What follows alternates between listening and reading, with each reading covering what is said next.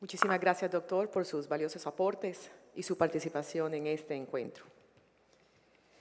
Bien, quiero recordarles que pueden interactuar con nosotros en las redes sociales @Andy_Colombia y con la etiqueta, muy bien, ahí está en la pantalla nuestras redes sociales. Para nosotros es muy importante, primero, su retroalimentación y segundo, que interactuemos pues todos en equipo. Y también informarles que para la próxima semana, aproximadamente martes o miércoles, ya estarán en la página de la ANDI, www.com.co, las conferencias que han visto el día de hoy, las que veremos mañana, ya las podrán pues descargar desde la página principal de la ANDI.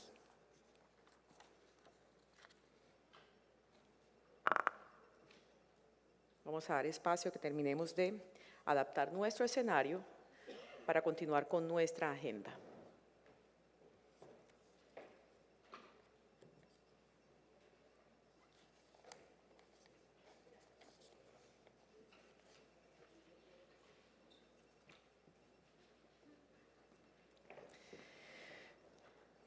Muy bien, vamos a dar paso al último panel de la jornada académica de este primer día.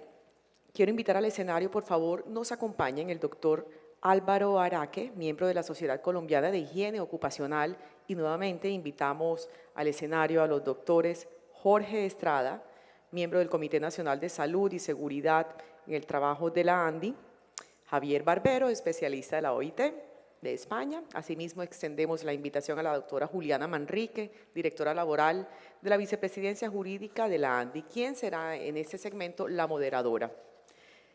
Ese panel está titulado como Pensión Especial por Actividades de Alto Riesgo, Impactos y Perspectivas. Por favor, los panelistas los invitamos al escenario.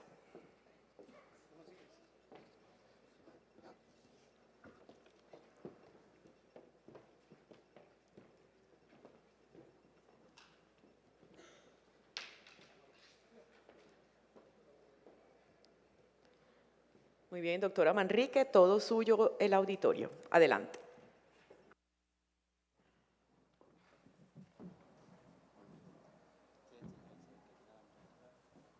Ya. Buenas tardes. Primero quiero agradecerles muchísimo a cada uno de ustedes por acompañarnos en el Encuentro Nacional de Seguridad y Salud en el Trabajo. Estamos realmente felices de contar con cada uno de ustedes, de ver el compromiso con los temas. Esto lo hicimos con todo el esfuerzo y con todo el amor con el Comité Nacional de Seguridad y Salud en el Trabajo y con el apoyo de la OIT. Entonces realmente estamos muy felices y complacidos de ver a cada uno de ustedes acompañándonos el día de hoy. Primero quiero contarles que modificamos un poco la agenda. Jorge, le agradezco mucho que esté acompañándonos en el panel. Él no se ha sentido muy bien hoy y por eso quitamos una de las presentaciones, pero intentaremos durante el panel que él nos cuente algunas de las conclusiones principales de su presentación, y en caso de que quiera el día de mañana tener un espacio, pues intentaremos abrir un espacio en la agenda. Yo quisiera un poco retomar algunas de las cosas que nos contó Javier Barbero. Me parecen además muy interesante intentar traerlo al caso colombiano y primero contextualizar cómo es el tema de la pensión por actividades de alto riesgo en Colombia, para luego hacerle algunas preguntas a los panelistas que nos acompañan el día de hoy.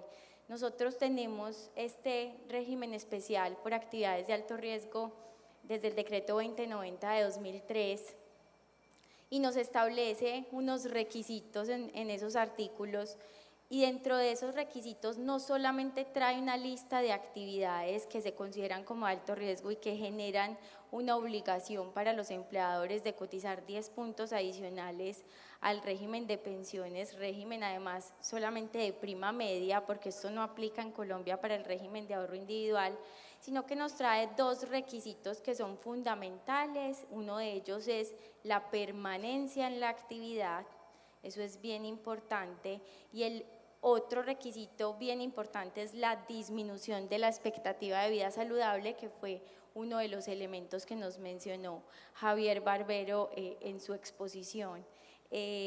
nosotros hemos intentado desde el Comité Nacional de Seguridad y Salud en el Trabajo de la ANDI analizar con mucho detenimiento cada uno de esos elementos para definir pasos a seguir y para definir, digamos, interpretaciones de lo que tienen que hacer cada una de las empresas afiliadas a la asociación de cara a esos trabajadores que están expuestos bien a sustancias cancerígenas, bien a radiaciones ionizantes o que se encuentran en minería socavón y las otras actividades que nos trae el decreto 90.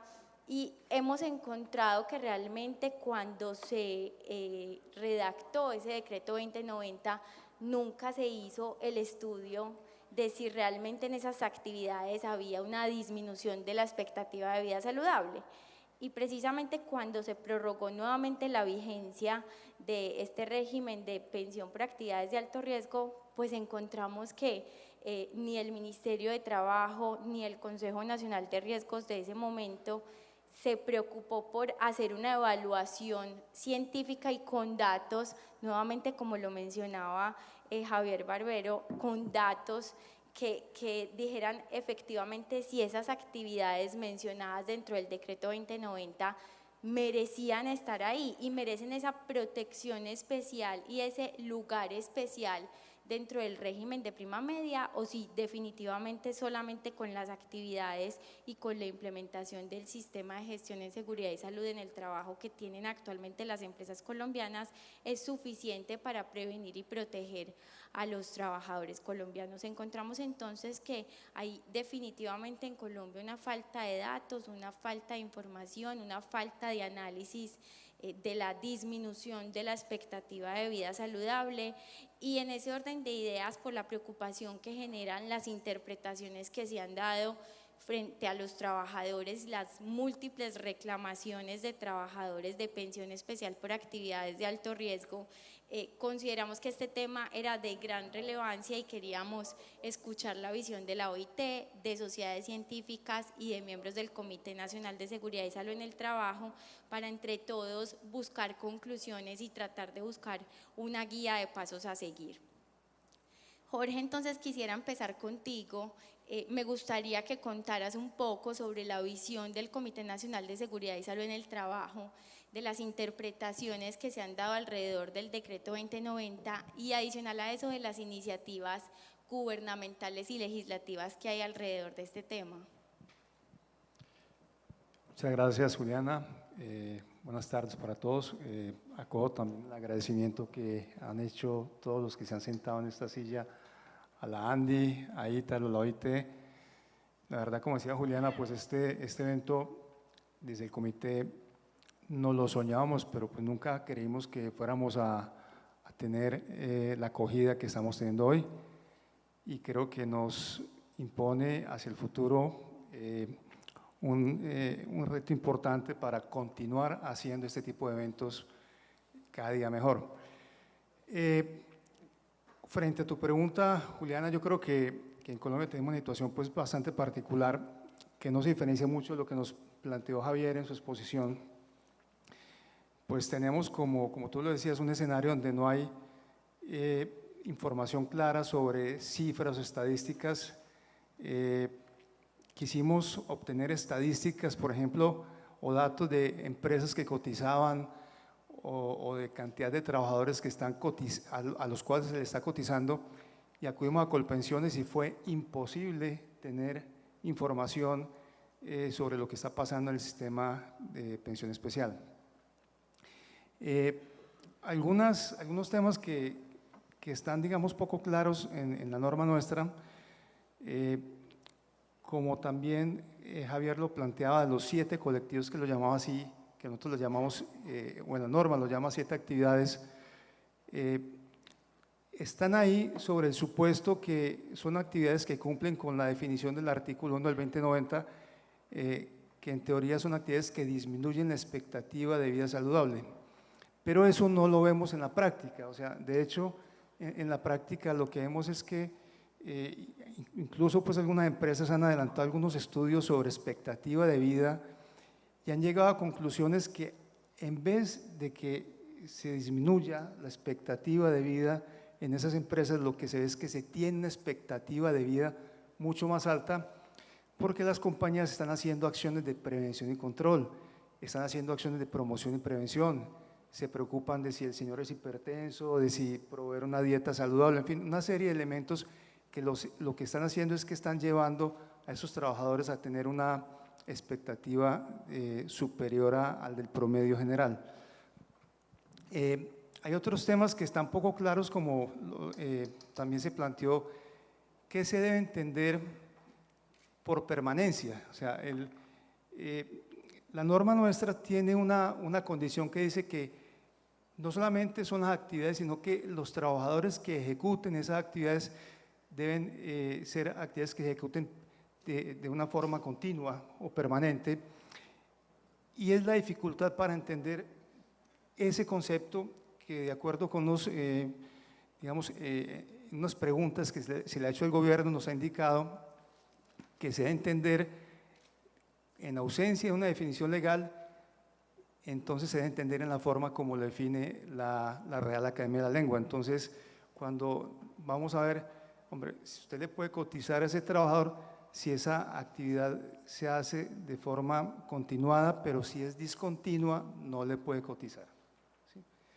Son elementos como esos que yo creo que hace falta definir. Igualmente, uno de los elementos que estamos impulsando y que se hace necesario, como también se mencionó en el estudio de la OIT, es la necesidad de tener una evidencia objetiva de si las actividades que están en el artículo 2 efectivamente están generando una disminución de expectativa de vida saludable. Necesitamos los estudios. En este momentico hay una iniciativa bien importante que creo que es necesario apoyar con toda fortaleza, y es una propuesta de estudio de la Universidad Nacional en conjunto con la Universidad Javeriana para hacer un análisis sobre expectativa de vida y carga de enfermedad laboral en trabajadores expuestos a cancerígenos ocupacionales. Yo creo que es necesario que ese estudio se adelante, porque finalmente en el decreto que postergó 10 años más la vigencia se menciona que si después de 5 años de entrar en vigencia se presenta información técnica sobre la materia, se puede revisar ese plazo. Entonces, yo diría, Juliana, que a términos generales esos son los elementos. Gracias, Jorge. Yo quisiera hacer esta pregunta para los tres. Es un hecho que el ser humano en su vida diaria y en su vida laboral está expuesto a agentes que son de alto riesgo, bien a sustancias cancerígenas o bien a radiaciones ionizantes, que podría llegar a afectar la salud de esas personas. Pero ya refiriéndonos particularmente al campo laboral, ¿cuáles creen ustedes que son esas tendencias modernas desde la seguridad y salud en el trabajo para gestionar los riesgos que estas actividades conllevan? Por el doctor Araque. Bueno, ¿se escucha? Ok. Bueno, quiero ante todo presentar un saludo en nombre de la Sociedad Colombiana de Higiene Ocupacional, agradecer esta invitación a este encuentro que tanta falta nos hacía, de verdad.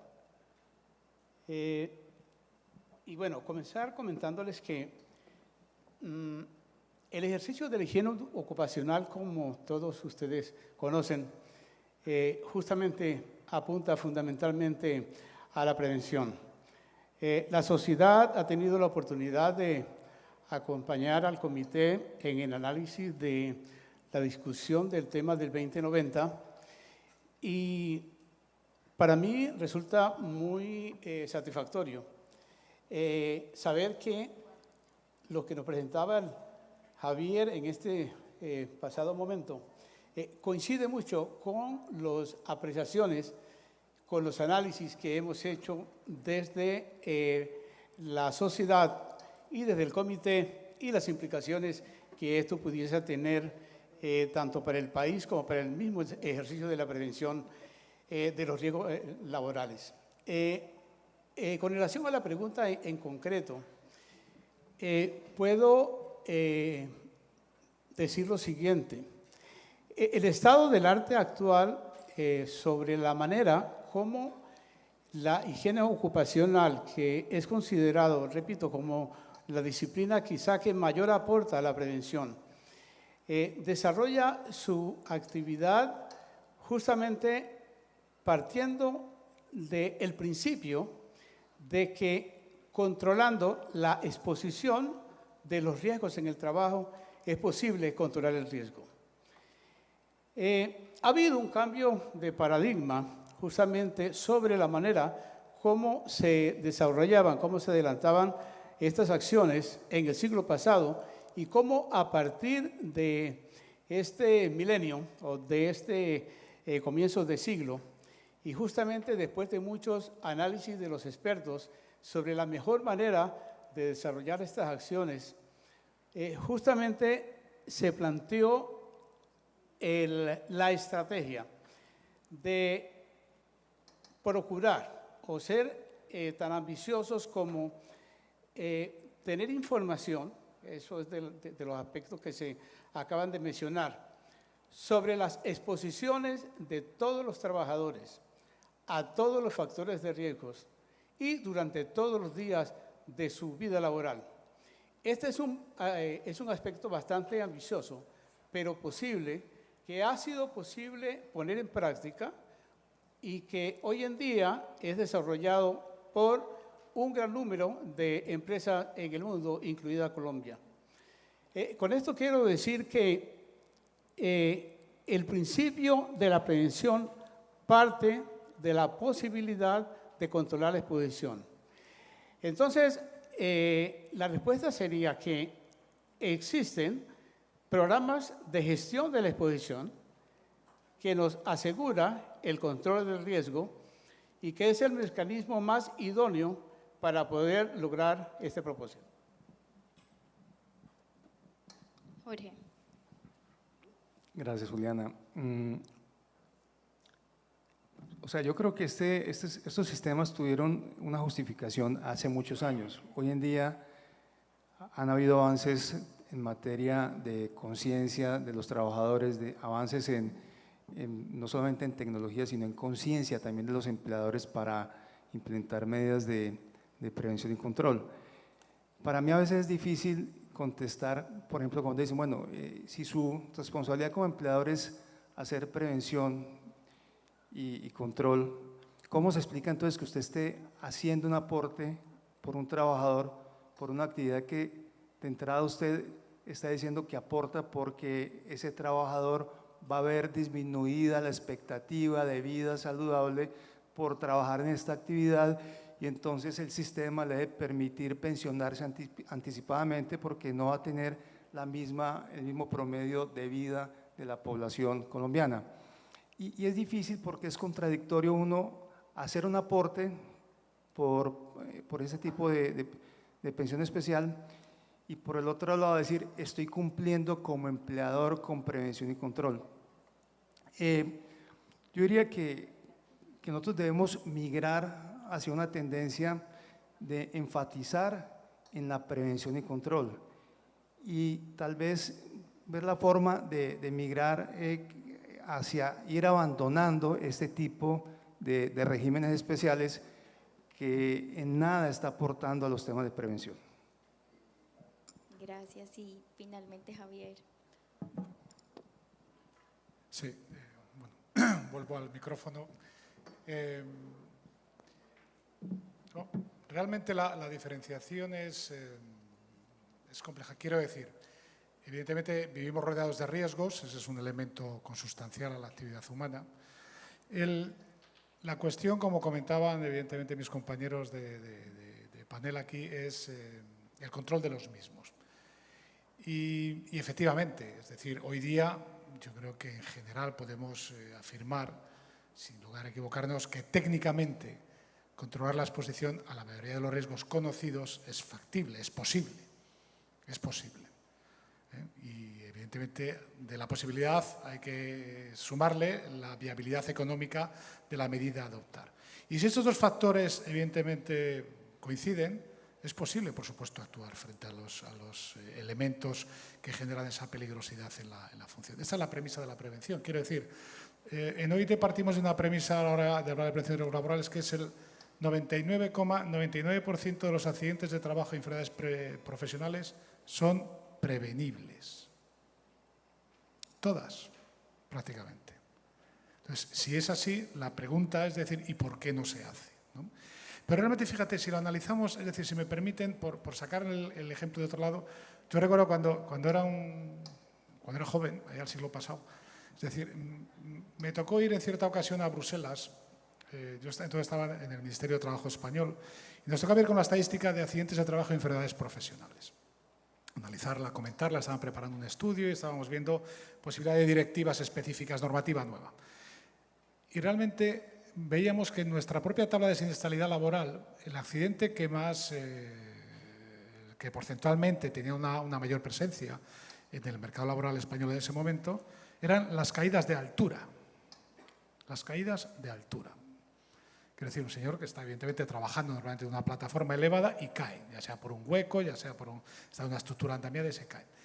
Esto suponía aproximadamente el 57% de los accidentes de trabajo, la caída en altura. Entonces, yo recuerdo cuando llegamos a la comisión en Bruselas, nos miraban los técnicos de la comisión y nos decían, oiga, ¿y cuál es el problema para adoptar medidas y proteger a esta gente que se caiga? O sea, para que no se caigan. Tapar un agujero, poner una plataforma en condiciones, ¿realmente tiene un coste tan tremendo? No. Yo sí creo, si me permiten, hay algo que no comentaba aquí. Es decir, la prevención de riesgos laborales será efectiva en la medida en que esté realmente integrada en las empresas. Y esto significa que debe formar parte de la gestión habitual de la empresa. Si la prevención es una gestión paralela a la de la empresa, evidentemente yo creo que empezamos a tener un problema. Cuando realmente los procedimientos de trabajo en las empresas incorporen las medidas de seguridad como elementos consustanciales de la actividad, habremos dado un paso de gigante y probablemente no necesitaremos hacer más congresos de estos. Esa es una opinión muy personal, evidentemente. Ya les digo que yo he vivido mucho la seguridad de salud en muchos ámbitos. Y esa es mi convicción personal después de haber visto muchas empresas. Es decir, en la medida en que una empresa integra realmente una política adecuada de prevención de riesgos laborales, la minoración que puede hacer en la exposición y la incidencia en los trabajadores es, si me permiten el adjetivo, es brutal, pero brutal. Y además gana en productividad. Y no solo gana en productividad, es que además los trabajadores se sienten más cómodos y más seguros. Y por eso son más productivos. Es decir, no estoy descubriendo nada, este es un elemento que todos ustedes saben y conocen. Es decir, evidentemente, el problema que tenemos normalmente para este tipo de situaciones no son las grandes empresas que tienen medios y recursos, es la mediana y pequeña empresa que no parte de esa misma convicción. Dice, bueno, sí, eso claro, para la empresa grande ya lo sé, pero yo que tengo un comercio con 2 empleados, ¿qué hago? Pues a su escala lo mismo y le funcionará normalmente parecido. Entonces, claro que es controlable y diferenciable. Gracias.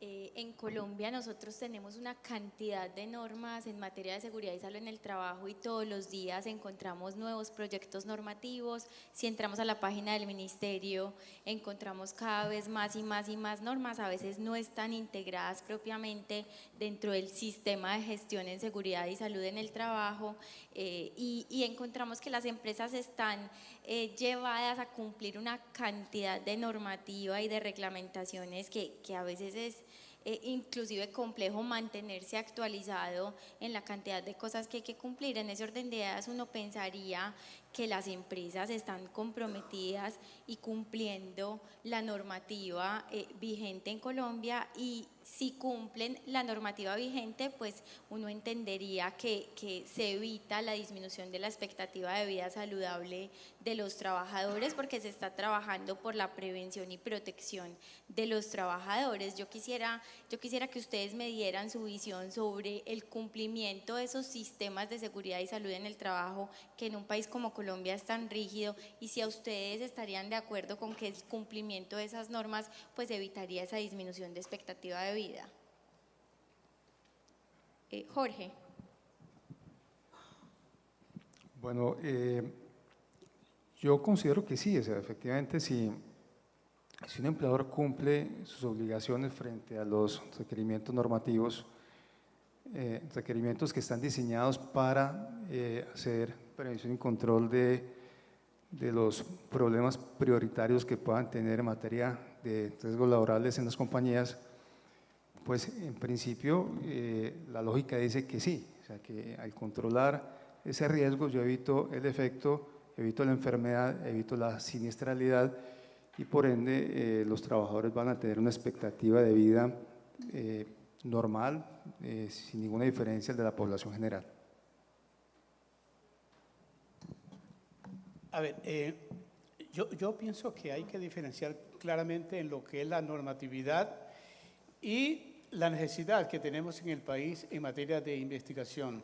Bien lo planteaba también Javier, en la carencia de información que nos permita jerarquizar, que nos permita realmente priorizar cuál es el problema que estamos en este momento viviendo y soportando. Entonces,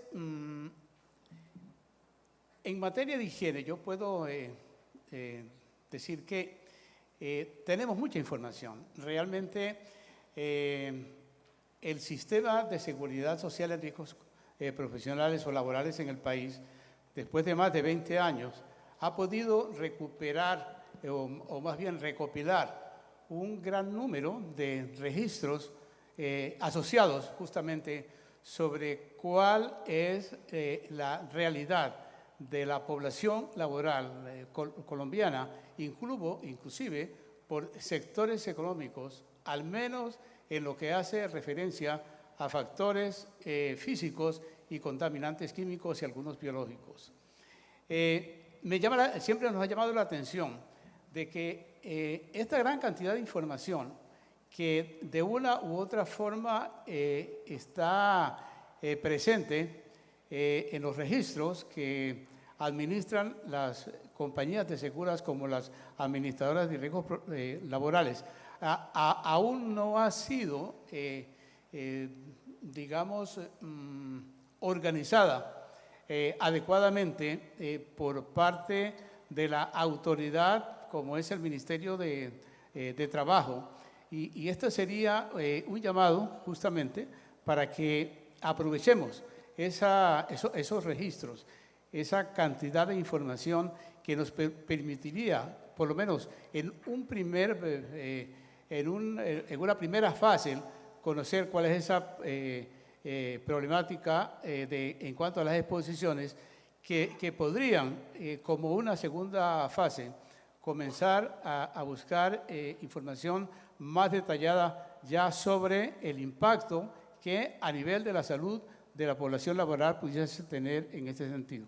Entonces, me parece que lo primero que tenemos es que analizar la información con la que disponemos para de allí sí jerarquizar cuáles son las condiciones de trabajo y, por supuesto, los efectos esperados en la salud de los trabajadores en Colombia para, a partir de allí, comenzar un proceso de normalización y de seguimiento muy adecuado de acuerdo con estos resultados que podamos encontrar.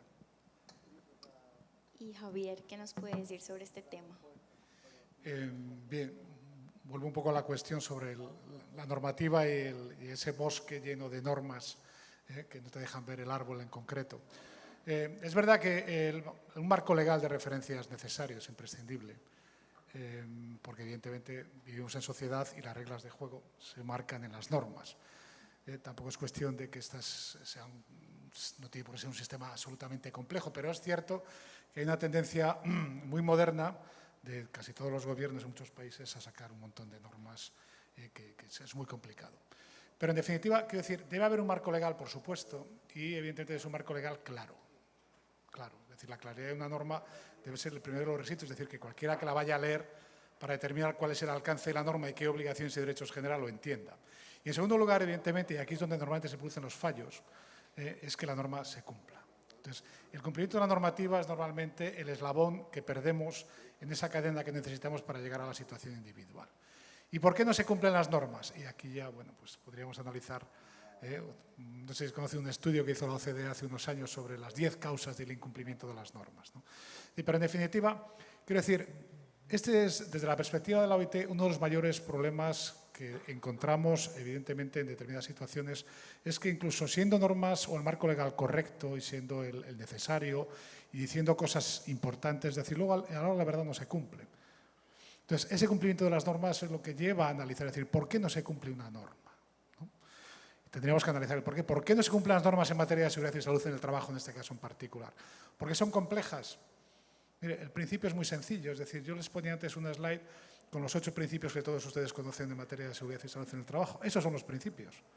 Todas las normas se refieren a eso. Y luego, además, hay todo un desarrollo normativo sobre límites, valores máximos, valores mínimos, valores de exposición, medidas, controles, etcétera, etcétera. Pero el principio del sistema es relativamente sencillo. Quiero decir, y esto además vuelvo un poco a esta cuestión, si me permites, porque en ocasiones la propia normativa va por detrás de los avances de las empresas en materia de seguridad e higiene. Esto, aunque parezca curioso, es así.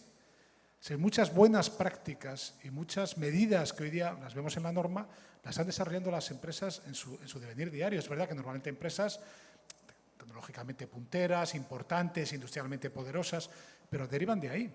Yo he conocido casos de empresas multinacionales que han desarrollado tratados propios sobre ergonomía en el trabajo antes de que la ergonomía se conociera ni siquiera por su nombre.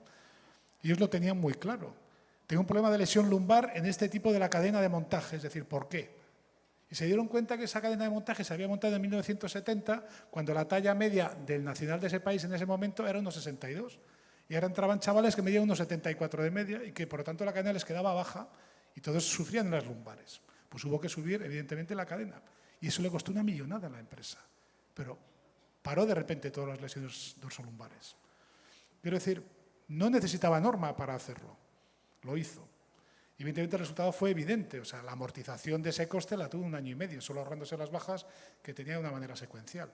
Quiero decir que la normativa no debe ser, desde mi perspectiva, nunca un freno, un elemento que eche para atrás, excepto, lógicamente, hay normas que sean absolutamente farragosas, ilegibles o complicadísimas. Son el marco y con eso es lo que hay que trabajar, pero sobre todo yo creo que en el fondo lo que hay que ser es bastante pragmático y práctico a la hora de hacer las cosas.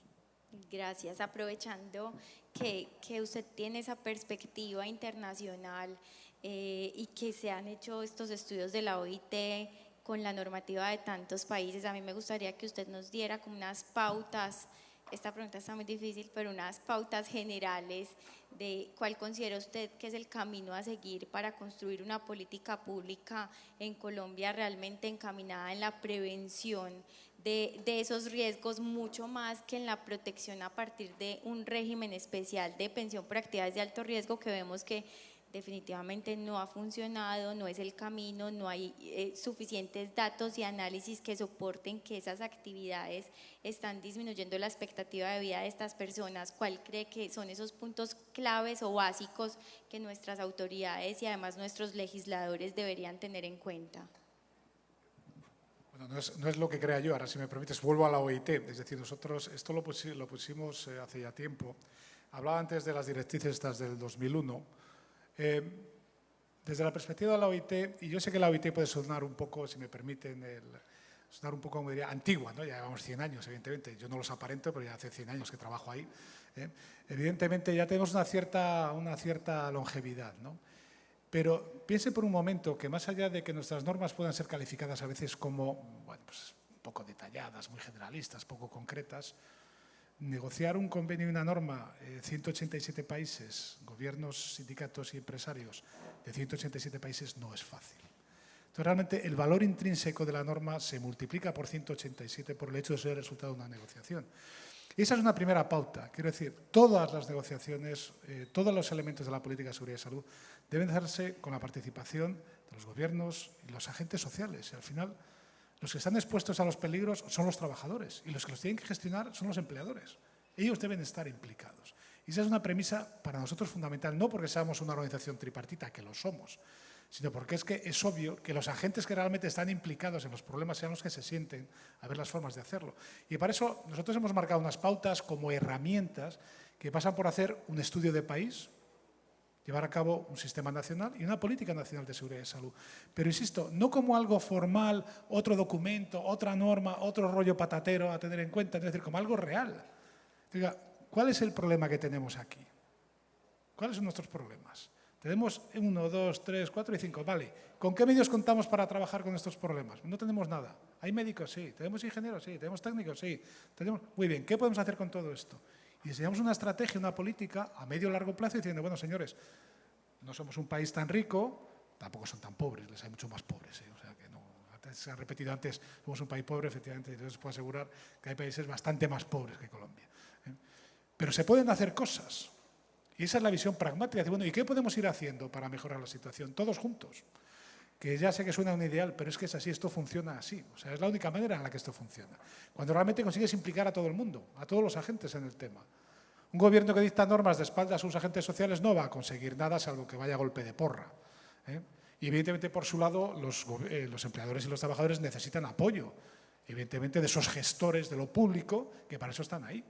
Entonces, esa visión tripartita organizada, siguiendo un plan que deriva de los datos y de los problemas que tenemos, es decir, cómo podemos dar la vuelta a la situación. Problema, no llegan los informes en materia de accidentes de trabajo y enfermedades profesionales, no sabemos lo que hay. Muy bien, ¿cómo atajamos eso? Pues habrá que recabar información. ¿Cómo recabamos información? Pues alguien nos la tendrá que dar. ¿Quién la da y cómo? Y empezamos a proponer soluciones. Hoy día la verdad es que además los sistemas electrónicos facilitan mucho este tipo de trabajos cuando los hay. Y si no los hay, pues a papel, como lo hemos hecho todos durante muchos años. Es decir, pero esa es un poco la visión. Es decir, se pueden hacer cosas de una manera estructurada, de una manera planificada y todo sumando y no restando. Y esto evidentemente al final es lo que funciona.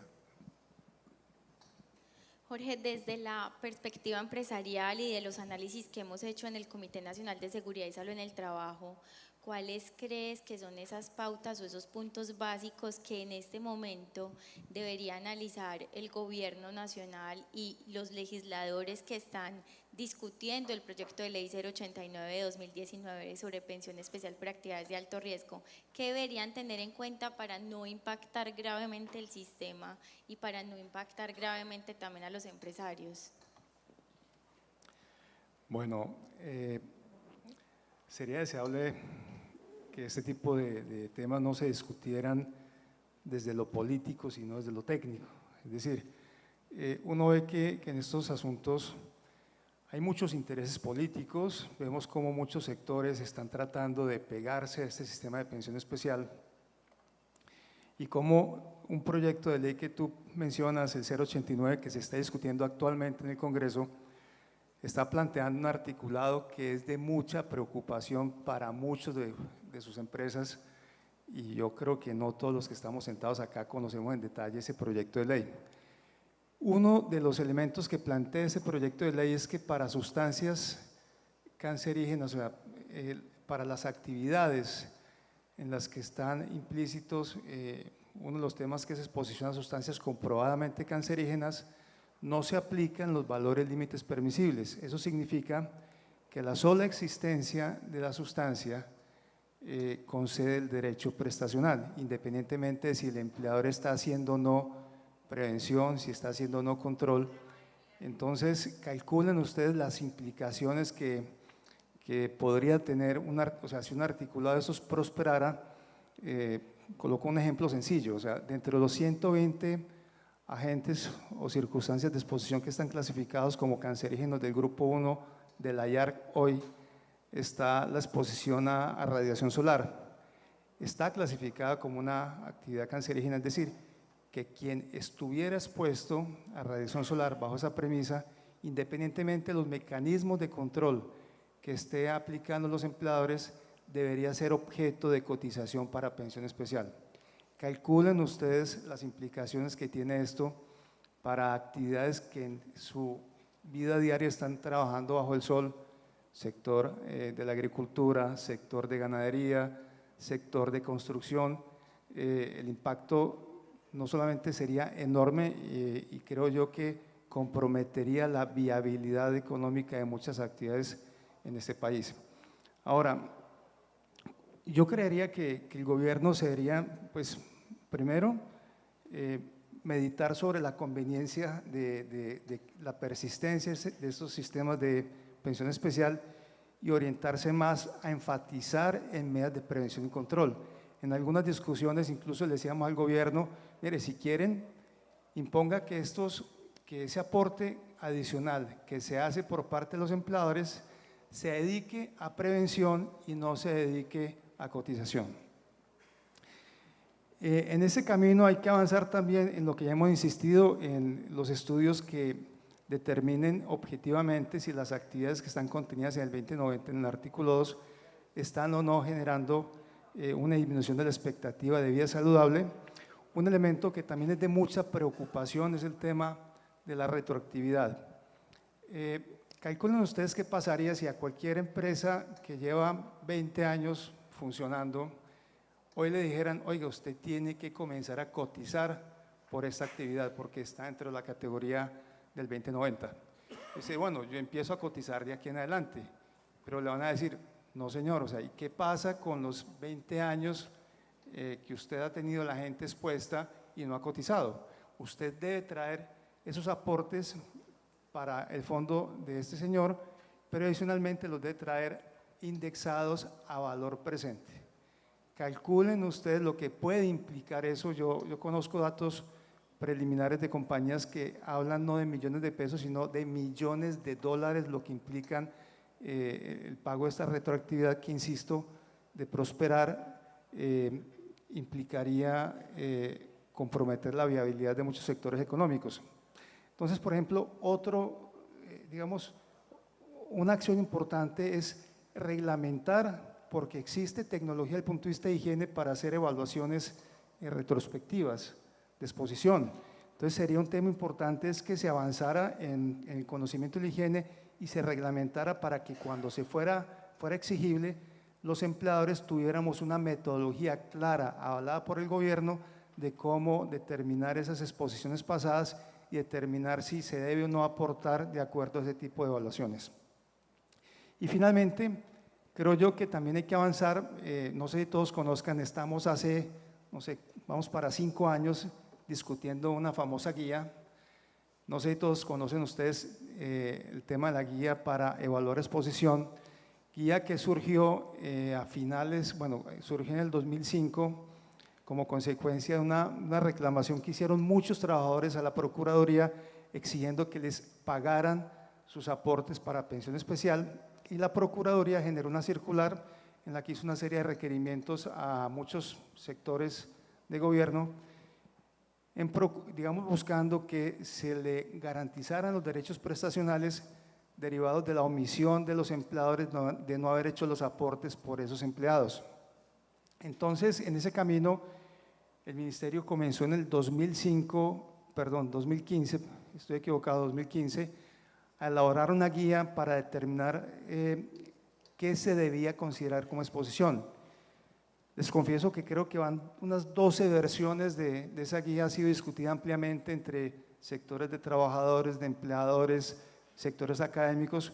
Nosotros, como comité, hicimos hace poco una propuesta en la que cogimos el último documento que tenía el Ministerio, hicimos una actualización de información técnica y una simplificación en su contenido, y está sobre la mesa, pues lo tiene el gobierno para que lo analice y lo expida. O sea, nos han dicho en el gobierno que tiene una meta de expedir esta guía antes de que finalice este año.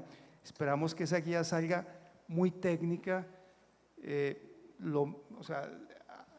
Necesitamos que esa guía se ciña a lo técnico y no tanto a lo político, sino una guía muy técnica que dé precisión a los empleadores de cuándo deben cotizar y cuándo no.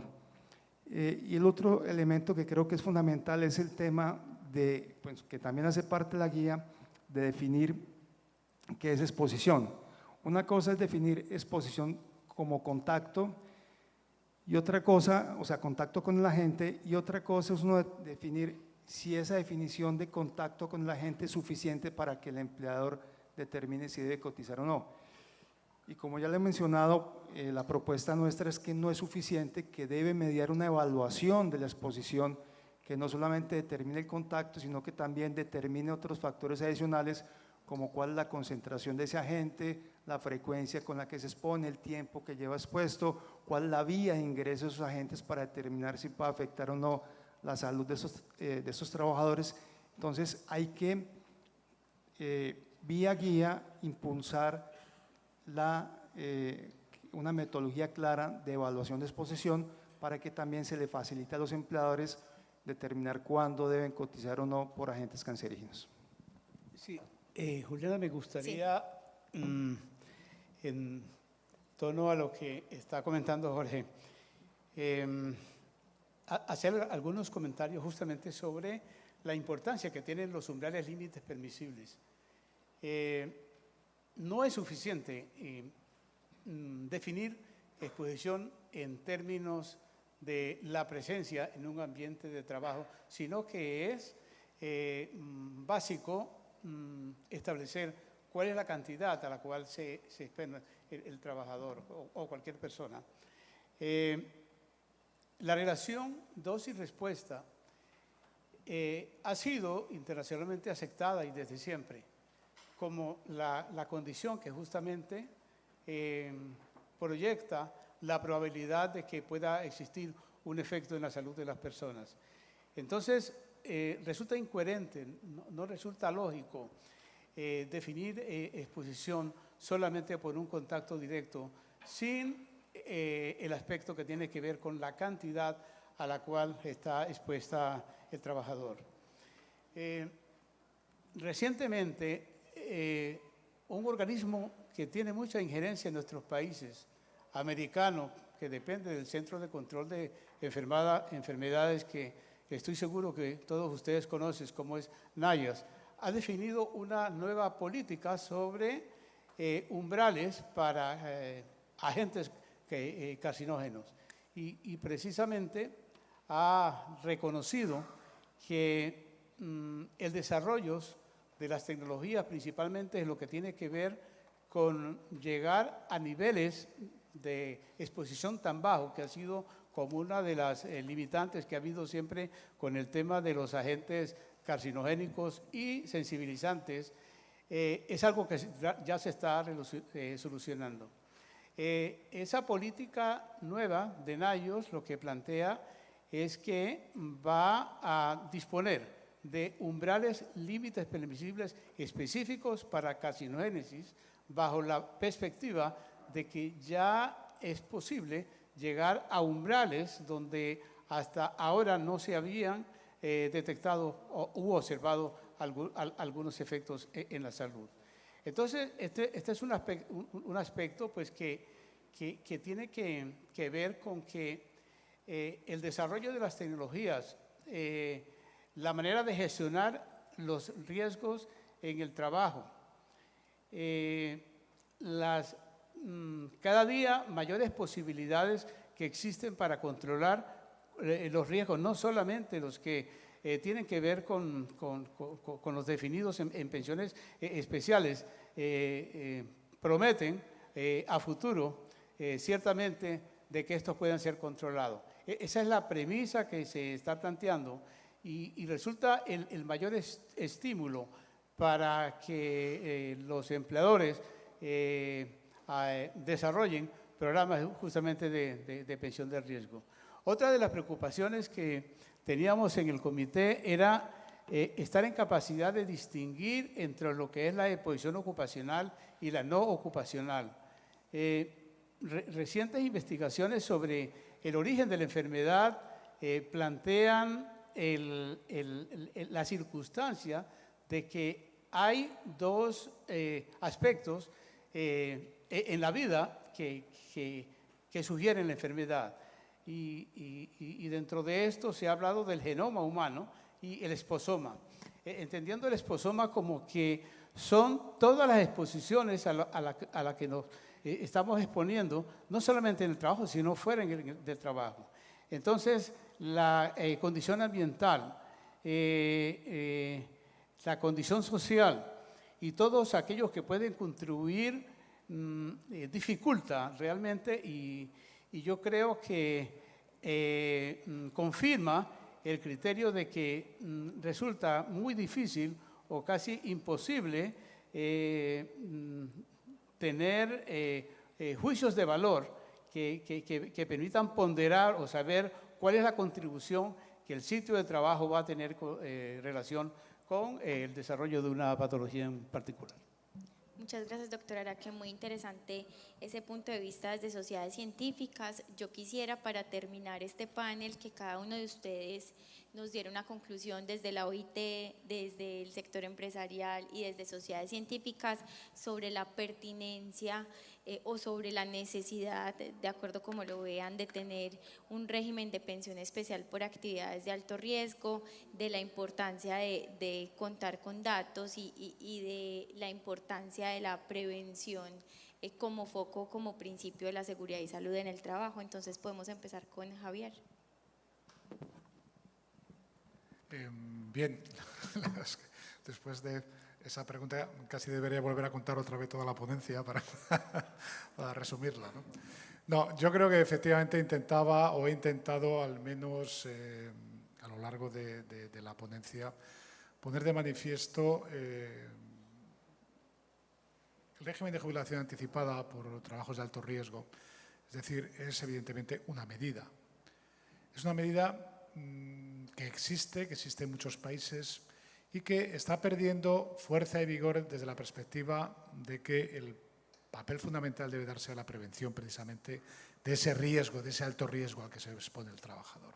Es decir, si la prioridad debe ser el alto riesgo, las pensiones de jubilación, no digo que haya que suprimirlas inmediatamente desde nuestra posición, pero efectivamente deberían ser una medida supletoria, accesoria, complementaria, que además lo que pone de manifiesto es que efectivamente la prioridad no se está cumpliendo, es decir, no se está ejecutando. Quiero decir, realmente lo que están poniendo de manifiesto es el hecho de que la actividad se sigue desarrollando en unas circunstancias de alto riesgo y, por lo tanto, es decir, no hay prevención, ergo debemos pagar una pensión de jubilación a este personal para compensar su más corta expectativa de vida o la afección a la salud que sufre sin haber intentado evitarlo, sin haber sido efectivos a la hora de evitarlo.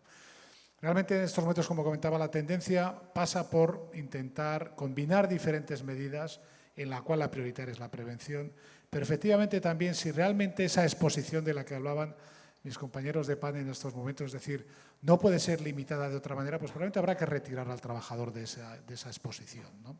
Insisto que yo creo que hoy día tenemos medios para hacer prácticamente todo este tipo de situaciones, ¿no? Con lo cual es difícil que técnicamente se puedan plantear. Pero sí, la política debe ser mucho más amplia, debe dar cobertura a diferentes tipos de medidas. Quiero decir, no solo a las pensiones de jubilación, que deben ser el último recurso, sino evidentemente la prevención, la recolocación de los trabajadores, pero sobre todo, insisto, el ámbito de la seguridad y salud en el trabajo. A mí me parece que es evidentemente el ámbito en el que este tipo de situaciones tiene que plantearse. Yo recuerdo, no sé cómo está la situación en Colombia actualmente, es decir, pero en muchos países hasta no hace tanto, existía también en las partidas salariales un complemento que se denominaba exactamente igual. Había una partida salarial que complementaba al salario base, que se llamaba complemento por trabajo penoso, tóxico, peligroso, etcétera. Y realmente, o sea, se pagaba a cambio de. Con lo cual, bueno, parece que aquello quedaba compensado económicamente al trabajador efectivamente por mantenerle unas condiciones de exposición a un agente peligroso. Hoy día, quiero decir, esas, aunque todavía perseveran o se mantienen en algunos sitios, han desaparecido prácticamente de muchas estructuras salariales de países precisamente por la incongruencia que supone el pagar a alguien porque se exponga a un trabajo tóxico sin tomar medidas. Cuestión distinta pueden ser los trabajos penosos en determinados supuestos. Hablamos de bomberos, etcétera, etcétera, que realmente actúan en situaciones de peligro. Entonces es muy difícil corregir ese tipo de situaciones, ¿no? Pero evidentemente prioridad a la prevención, consideración de medidas complementarias alternativas y sistemas de pensión de jubilación como último recurso cuando efectivamente lo anterior ha fracasado. Muchas gracias. Jorge. Bueno, además de lo que ya hemos mencionado, bueno, y yo escuchando la lógica que plantea Javier, yo siento que a veces esa lógica no funciona en Colombia. Y a veces siento que las decisiones se toman de una manera distinta. O sea, yo creo que hubo muchos empleadores que creyeron que el 2090 terminaba el 31 de diciembre del 2014 y se quedaron tranquilos, quieticos, sin hacer absolutamente nada. Y de un momento a otro, o sea, con unas justificaciones que en mi opinión, si ustedes miran el decreto que postergó la vigencia, cita en un estudio hecho por el Ministerio de Salud, que en muy corto tiempo concluyó que todas las actividades del artículo del 2090 seguían ocasionando una disminución de expectativa de vida saludable. Y ahora que nosotros, digamos, de alguna forma estamos mirando la complejidad del estudio que está proponiendo la Nacional, yo me pregunto, o sea, ¿cómo llegaron a esa conclusión tan fácil y en tan corto tiempo? Entonces, a veces, o sea, a veces por eso lo que yo me refiero es que esa lógica no funciona porque ojalá no pase, pero yo creo que llegado el 31, bueno, ni siquiera el 31, el 15 de diciembre del 2024, que es cuando vence la próxima vigencia, seguro aparecerán otros criterios para prolongar 10 años más si no hacemos absolutamente nada. Entonces, en lo que yo sí creo que nosotros tenemos que mover es poniendo por delante la salud y la protección de los trabajadores, es en impulsar que se hagan todos los estudios técnicos que justifiquen o no la persistencia de estas actividades y adicionalmente, en consideración a todo lo que ya se ha visto,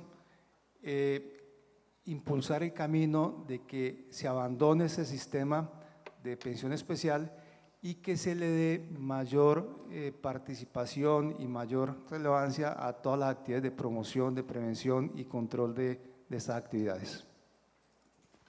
Gracias. Y finalmente, Bueno, de sociedades científicas.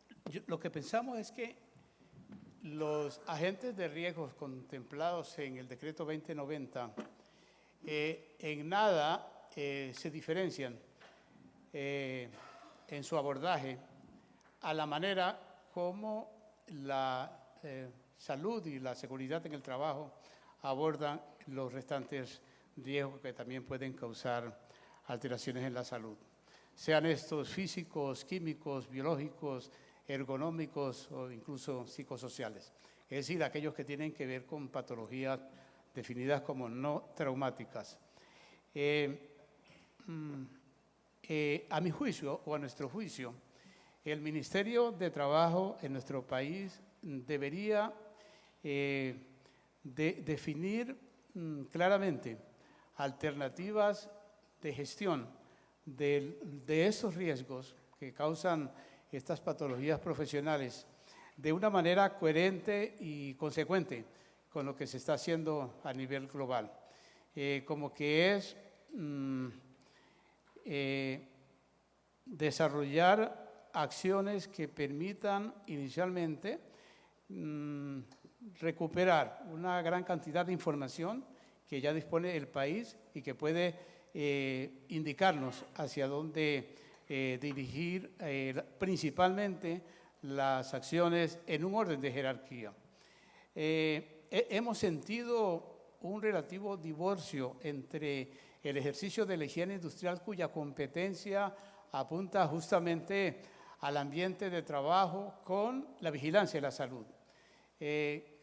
Consideramos que sería conveniente que desde el gobierno y a través de directrices que podría dar a las administradoras de riesgos profesionales se pudiesen desarrollar discusiones alrededor de cuál es la mejor manera de hacer prevención. Reconocemos los esfuerzos que han hecho algunas compañías donde se han liderado este tipo de programas de avanzada a nivel internacional y también incluso por parte del Ministerio, en el sentido de que ha dado algunas pautas sobre la mejor manera de desarrollar estas acciones en nuestro país. Pero quiero insistir en que hay ya mucha información que podemos analizar y que podría servir de análisis para establecer cuáles son las prioridades hacia las cuales deberíamos dirigir nuestras acciones principalmente. Muchas gracias a todos nuestros panelistas. Creo que fue un panel muy interesante con cada una de las visiones desde la empresa, desde las sociedades científicas y desde la OIT. Creo que nos deja mensajes además muy importantes en un tema de absoluta actualidad en materia de seguridad y salud en el trabajo. Nos deja además mensajes para llevar a nuestros legisladores y al gobierno nacional sobre cuál debería ser ese camino a seguir frente al análisis que se está haciendo en materia de pensión especial por actividades de alto riesgo, dónde se debería poner el foco. Definitivamente, después de escucharlos, el foco debería estar muchísimo más en la prevención, en fortalecer el cumplimiento de ese sistema de gestión en seguridad y salud en el trabajo, mucho más allá de continuar con un régimen especial de pensión por actividades de alto riesgo y sobre todo la discusión que se está dando en este momento en el Congreso de la República, pone en riesgo sin duda la sostenibilidad de nuestro sistema pensional, sostenibilidad financiera que además discutimos todos los días en el país y que hace parte de una problemática que actualmente se está discutiendo entre el gobierno, organizaciones sindicales y empleadores, y llama mucho la atención esa desconexión entre esa gran discusión en materia de reforma pensional que se está dando actualmente y un proyecto de ley que se está adelantando en el Congreso de la República y que sin duda alguna crearía un sistema tan general como nuestro sistema actual de pensión. Entonces, les agradezco mucho a todos su participación y gracias a ustedes por acompañarnos.